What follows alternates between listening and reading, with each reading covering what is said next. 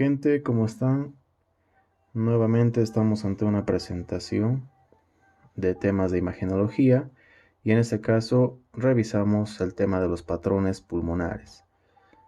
En el anterior video hemos visto el patrón pulmonar normal, que es lo que se observa en una placa radiográfica de pulmón sin patología. Y a partir de ahora comenzamos a hablar y a conocer de los diferentes patrones patológicos que vamos a observar en las radiografías de pulmón. Mencionamos que estos patrones no son la patología en sí, son un conjunto de signos y características radiológicas que representan a un grupo de patologías en común, ¿sí? Un patrón no es una patología. Eso deben tener en cuenta, por favor. Existe una clasificación para estos patrones pulmonares. La más completa, la más bonita y mejor explicada que he encontrado es esta, donde se clasifican a los patrones en tres grandes grupos. En el primer grupo tenemos los patrones de aumento de densidad, es decir, aquellos que me van a dar una imagen radiopaca, como estoy viendo acá, patológica. Dentro de este voy a tener una subclasificación. Luego voy a tener los patrones de disminución de la densidad, aquellos que me van a dar el efecto contrario, ¿no? Una hiperlucidez, por ejemplo, de la imagen radiológica. Y finalmente los patrones de lesión extrapulmonar. Aquí vamos a incluir a la pleura, al mediastino, incluso al diafragma. Y vamos a conocer este primer grupo en esta ocasión, los patrones de aumento de densidad. Es decir, los que me van a dar una imagen radiopaca. Tiene 4 representantes, ¿sí? O clasificaciones. Los dos más importantes, o más frecuentes si quieren, son los dos primeros. Tengo un patrón alveolar, donde la lesión va a estar a nivel de los alveolos. Estos, en vez de contener el oxígeno y dióxido de carbono que habitualmente ocupan este espacio para el intercambio gaseoso, se van a llenar de un infiltrado. Puede ser líquido, exudado, trasudado, vamos a ver eso.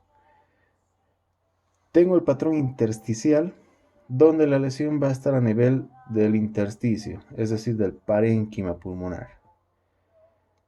Voy a mencionar a la telectasia y finalmente las lesiones nodulares y de masa.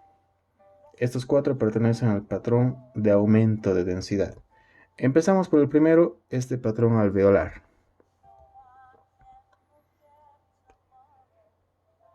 ¿En qué consiste la lesión o el patrón radiográfico?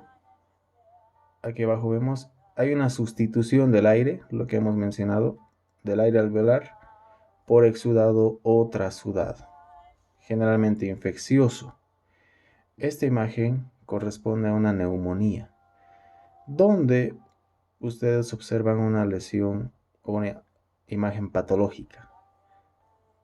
Si vemos los lóbulos, miren en el lóbulo derecho y en su lóbulo medio voy a encontrar una opacidad de bordes mal definidos, ¿sí? No es una imagen bien delimitada y se conoce también con el nombre de síndrome de condensación a este patrón alveolar.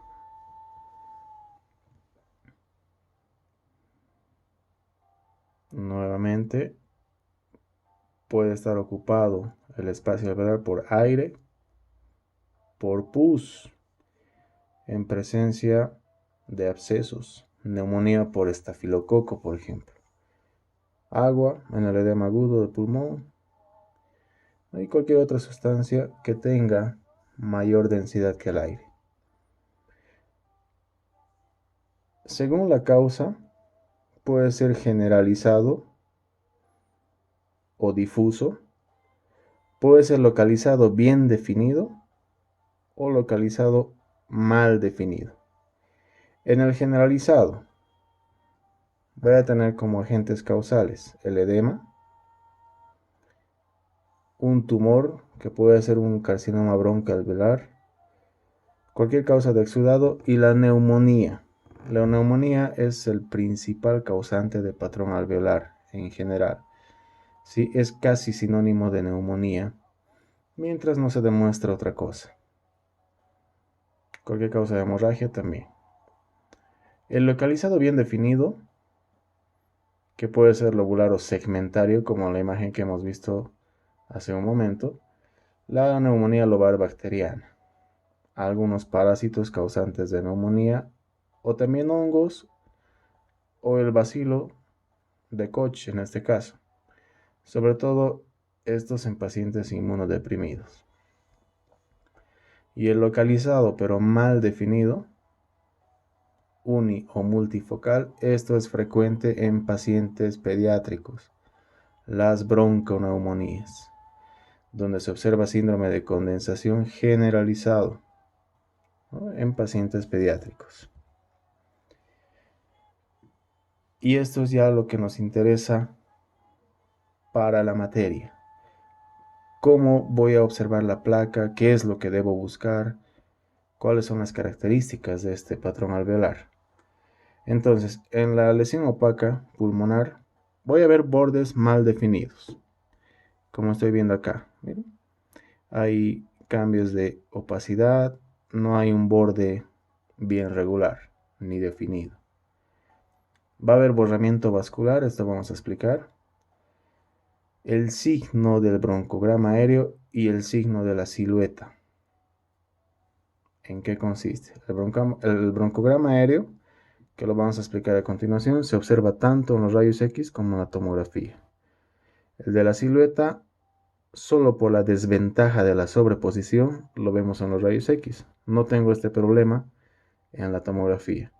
Y el signo angiográfico lo vamos a ver en la TAC.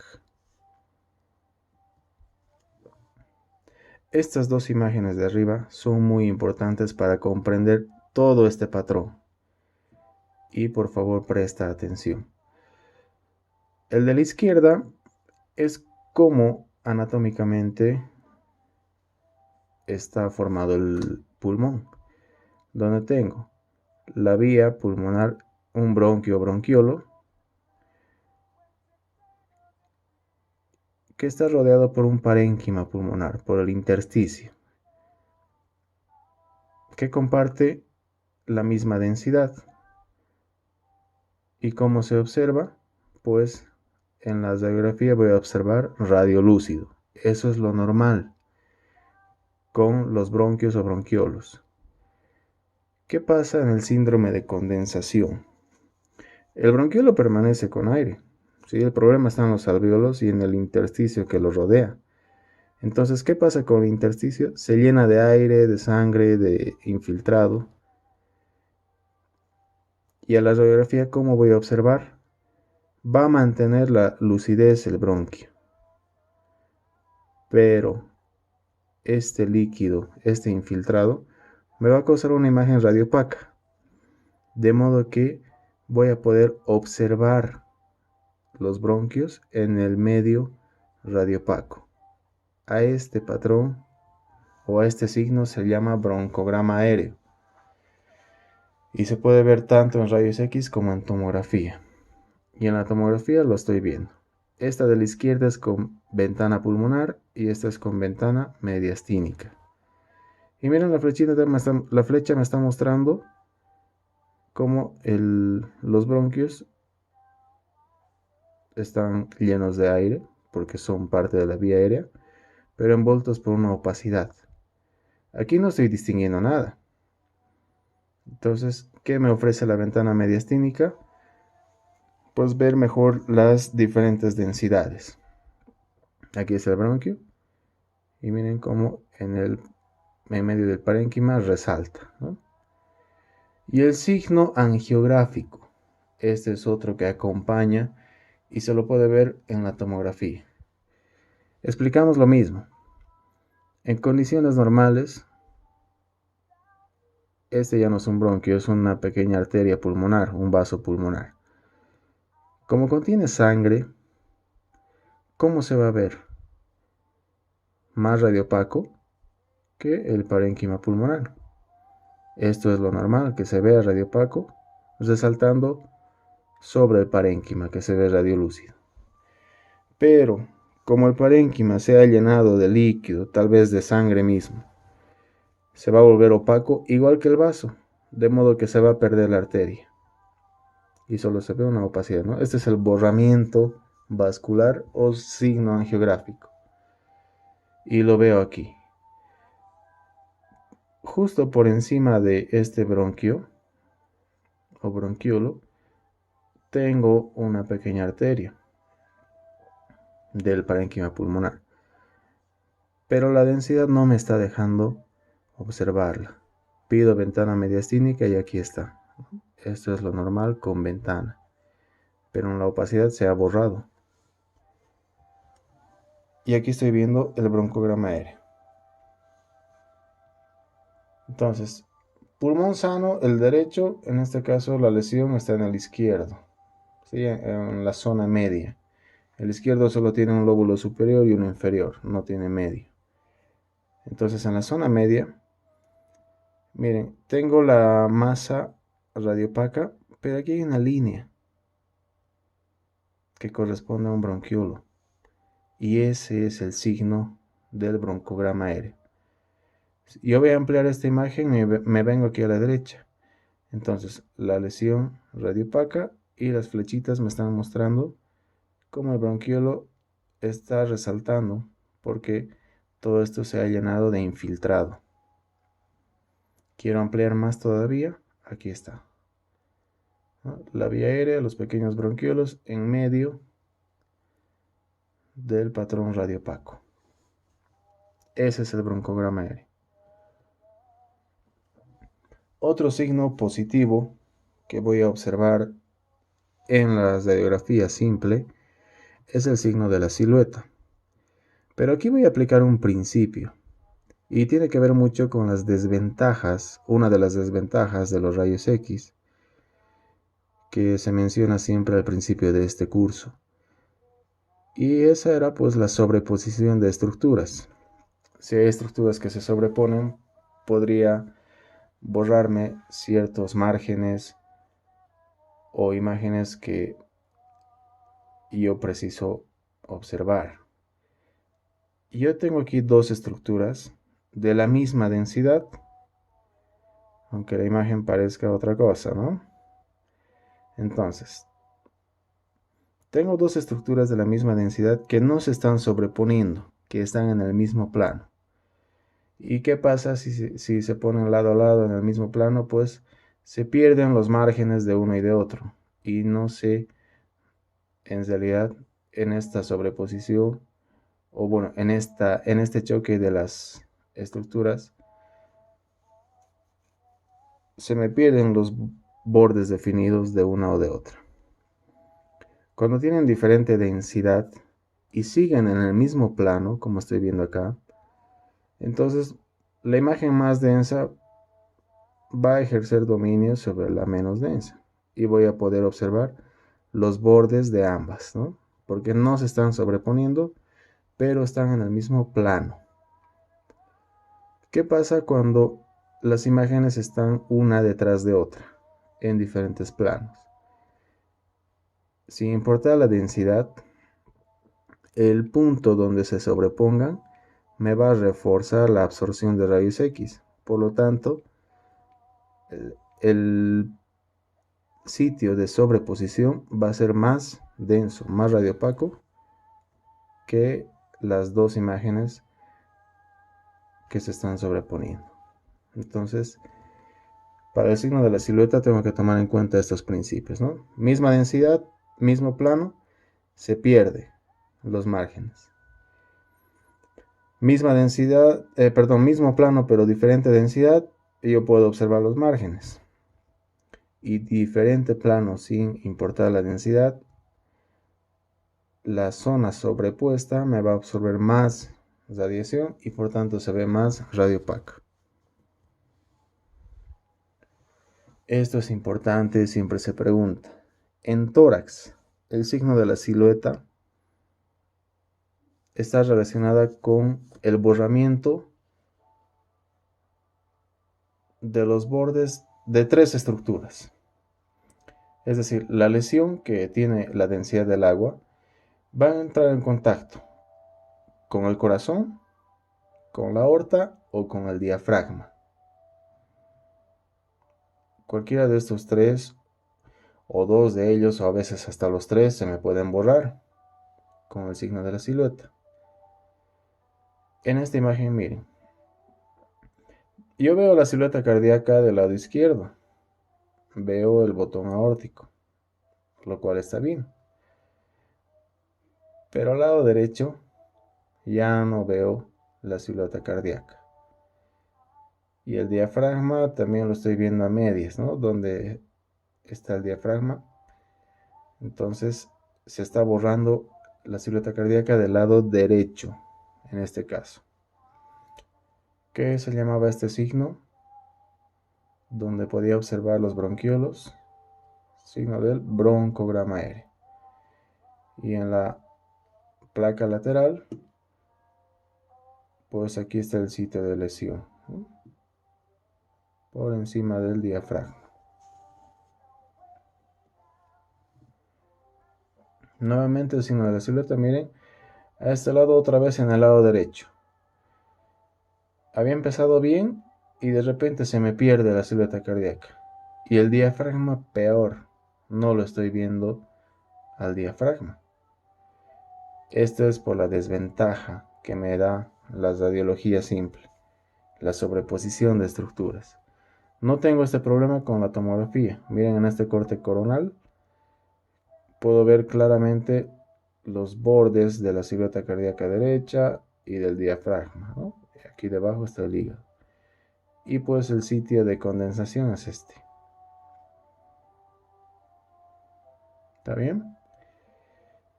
Y esta otra imagen también es bonita. Miren la silueta cardíaca en el lado derecho. Y aquí está el sitio de condensación. Pero tienen diferente densidad. El corazón es un poco más radiopaco. Y miren la sobreposición. Hay una zona sobreexpuesta. Me está dando mayor absorción de rayos X. Signo de la silueta, no se olvide. Resumiendo las causas, la más frecuente, pero no la única, el exudado inflamatorio que me da las diferentes neumonías. Cuando se encuentra agua, generalmente es por edema agudo de pulmón. Puede haber sangre en una neumonía complicada o cualquier causa de hemorragia. Y a veces es a expensas de un tejido neoplásico también. Espero que se haya entendido el primer patrón, el alveolar. El segundo patrón, también relativamente frecuente, es el patrón intersticial. Ambos son radiopacos, ¿sí? Estamos viendo los patrones radiopacos, que son 4 principalmente. En este caso, va a haber un engrosamiento del tejido intersticial, es decir, del parénquima.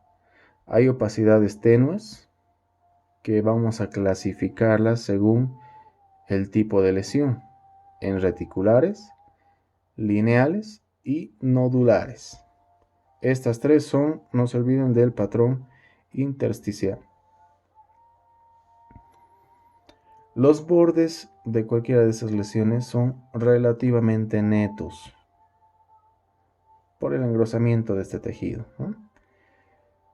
Y miren, esta es una diferencia con el anterior patrón, con el alveolar, que también suele ser pregunta de repaso de defensa. No hay broncograma aéreo y no hay signo de la silueta, a diferencia del anterior. Empezamos por la subclasificación. El patrón intersticial reticular. Como su nombre lo indica, me va a dar una apariencia de red. Si reticular viene de red o de malla. Las imágenes con bordes más o menos definidos. Miren, no forma una condensación como en el anterior, ¿no? Es diferente la imagen, donde hay un evidente engrosamiento del parénquima pulmonar. En esta otra, miren, estoy viendo y comparando con este pequeño esquema que es de una telaraña, como cuando limpian debajo de su cama después de un año y se encuentran telarañas. Esa imagen es la que se observa. Algunos la llaman pulmón en panal de abeja o imagen en malla, que es lo más correcto. Patrón reticular que pertenece al intersticial, engrosamiento de las paredes del parénquima pulmonar. Miren a la tomografía cómo se observa este enmallado, este engrosamiento, cortes coronales ambos. ¿Y cuáles son las causas? En esta imagen lateral, sí, estamos mencionando igual, aquí está el sitio de lesión. La fibrosis pulmonar de cualquier causa, sobre todo la idiopática. Las colagenopatías, ¿sí? Ahí está la esclerosis, por ejemplo. ¿Y por qué las colagenopatías? Ustedes saben que el colágeno forma parte importante de muchas capas de diferentes órganos. Y su acumulación pues me va a dar un engrosamiento de tejido y en rayos X me va a dar una imagen radiopaca. Enfermedades inhalatorias, algunas drogas y también enfermedades inflamatorias como la tuberculosis. Segundo patrón del intersticial, el patrón lineal. Como su nombre lo indica, las opacidades van a ser a manera de líneas. Miren cómo estamos viendo acá. Y esto es importante porque siempre se pregunta, ¿qué líneas son esas? Las líneas de Kerley. Líneas de Kerley. Siempre se pregunta en la teoría, en la práctica médica también. Patrón lineal intersticial. Conocemos 4 tipos de líneas de Kerley. Las líneas A, aquí en el esquema, las líneas A de Kerley son líneas largas que ocupan los lóbulos superiores del pulmón, ¿sí? Las partes superiores del pulmón. Esa es su localización. Otra característica es que no chocan con la pleura. Miren, se limita a una zona media más o menos y se dirigen en 2 direcciones, de arriba hacia abajo y de lateral a medial. No chocan la pleura y son relativamente largas, a diferencia de las líneas B de Kerley. Estas líneas B se encuentran en las bases, los voy a buscar aquí abajo, y choca con la pleura. Miren, está llegando hasta el borde, estas no. Chocan con la pleura, son más cortas y ocupan la base. Estas son las 2 principales que se observan. Pero también se conocen las líneas C de Kerley, que son basales en forma de red, ¿sí? Difíciles de visualizar. Y las líneas D, que únicamente se observan en la proyección lateral, como estoy viendo en esta segunda imagen. Es una proyección lateral donde esta es la cara anterior y esa es la posterior, ¿no? Y aquí está la silueta cardíaca, entonces por delante del corazón y de la aorta voy a encontrar las líneas D. ¿Cómo se observan en la radiografía las líneas A de Kerley? Estas son sus características y tengo que tomarlas en cuenta. 2 a 6 centímetros de largo, ¿sí? Tienen una longitud considerable. 1 a 3 milímetros de ancho es lo que abarca la opacidad. Son líneas radiopacas, no se olviden. Situada en la zona pulmonar superior. No voy a buscar líneas A en las bases, por ejemplo. Y apunta centralmente hacia el hilio, ¿sí? Es decir, de lateral a medial y de arriba hacia abajo. Son oblicuas. Aquí la estoy viendo, que es la ampliación de esta. En cambio, las líneas B de Kelly, miren, son más cortas, de 1.5 a 2 centímetros. Y son un poco más angostas también. O finas, si es que quieren. ¿Dónde las voy a buscar? En la base del pulmón. Y generalmente son más transversas, perpendicular a la superficie de la pleura. Y pueden chocar, pueden llegar a la pleura. Miren, aquí están. Espero que se observe, son más transversales y están chocando con la pleura. Las líneas B de Kerley. Siempre se pregunta, ¿qué son las líneas y cuál es la diferencia? Todas las diferencias que puedan mencionar entre las líneas A y las B de Kerley. ¿Cuáles son las causas de este patrón intersticial de tipo lineal? Hay un tipo de edema que es intersticial, donde se extravasa líquido al intersticio. No es igual que el edema agudo de pulmón, donde los alveolos se llenan de líquido. Aquí es el intersticio. Y también la linfangitis carcinomatosa. Aquí están otra vez las líneas. Y en la tomografía, miren cómo se ve.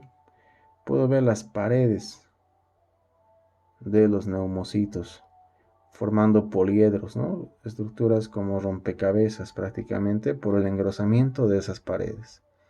Esta imagen es típica en la tomografía de un patrón lineal. Y finalmente el patrón nodular, que sigue perteneciendo al intersticial. Este patrón nodular no es un enmayado, no son líneas de Kerley, son pequeños nódulos menores a 2 a 3 milímetros. Son sumamente pequeños, pero sí son radiopacos, ¿no? Son prácticamente como puntitos de bordes netos, número variable que puede estar diseminado por todo el campo pulmonar. Es típico de la tuberculosis de tipo miliar y de algunas neumoconiosis que vamos a ir mencionando. Miren la tomografía, diferente de las otras, ¿verdad? Se ven lesiones puntiformes, radiopacas de tamaño variable, pero son pequeñas todas. Característico en la tuberculosis miliar. Se llama miliar porque tienen imágenes en semillas, ¿no? Como semillas. Y es una patología que me puede dar este patrón. Y miren esta otra, con un engrosamiento también del parénquima en general. Aquí es un poco más fino, ¿sí? Nódulos sumamente pequeños. Hemos dicho no más a 2 a 3 milímetros de diámetro los nódulos, que se ven como pequeñas calcificaciones puntiformes. A veces se acompañan, o generalmente se acompañan de patrones lineales también. Clínicamente voy a hacer una distinción para saber la causa del patrón nodular. Voy a clasificar a mi paciente clínico en dos grupos, en los que tienen fiebre y los que no. En el paciente afebril, si me da este patrón, yo voy a pensar en una metástasis, en una neumoconiosis, principalmente la silicosis, ¿no? Esto es por aspiración, por ejemplo, o la sarcoidosis. Pero si el paciente está febril, voy a ver esta variedad de tuberculosis que es miliar. De hecho, puedo pensar en un virus. Si pregunto antecedentes y me dice el paciente que nunca ha tenido varicela, entonces yo podría pensar y debería sospechar también una varicela o una influenza. Si tiene una patología de base crónica, voy a pensar en una infección por hongos, principalmente candidiasis y aspergillus. Este aspergillus es muy frecuente en pacientes inmunodeprimidos, que me da este patrón intersticial, y también la nocardia.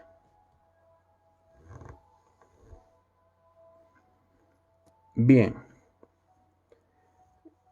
dentro del grupo de los patrones radiopacos me faltan dos, lo que es la telectasia y el nódulo y masa.